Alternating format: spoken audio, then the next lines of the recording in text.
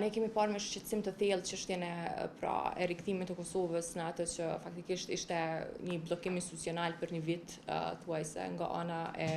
kishim një kuvend jo funksional, në njëjtën kohë kishim edhe një qeverinë në detyrë për thuajse një vit. Besoj që ky rast në të cilën gjendemi momentalisht ka të bëjë direkt për së drejti me mungesën e një konsenzusi politik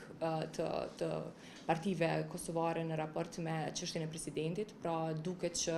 partitë në Kosovë nuk kanë arritur ende ta krijojnë kulturën e kompromisit edhe të komunikimit në raport me çështjen e presidentit. Pra duket si një problem i përsëritur çështja e presidentit edhe bllokada që i vihet pra institucioneve sa herë vihet çështja pra pozita e presidentit në çështje. Për neve është shumë e rëndësishme që ky proces të shkojë, domethënë gjykata kushtetuese duke pritur vendimin e gjykatës kushtetuese, kjo për neve është një vendim i cili besoj që do ta rikthejë një lloj edhe do t'jap përgjigje çështjes së dekretit. Meqense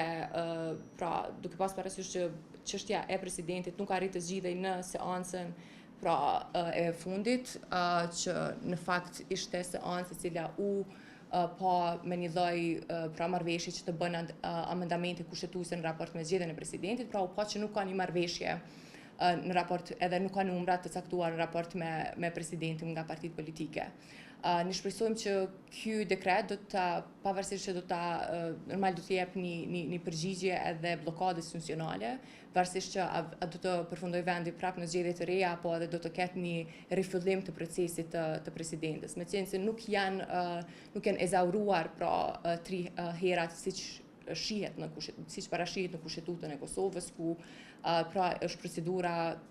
që faktikisht zhvillohet 3 hera derisa të arrihet në quorumin, domethënë herën e fundit ku edhe quorumi duhet të jetë me 61 vota. Pra shihet që ka një lloj bllokade nga partitë politike edhe një mosmarrëveshje të qartë në raport me emrin e presidentit, po edhe shihet që nuk ka numra. Andaj besoj që edhe kjo periudha që vendi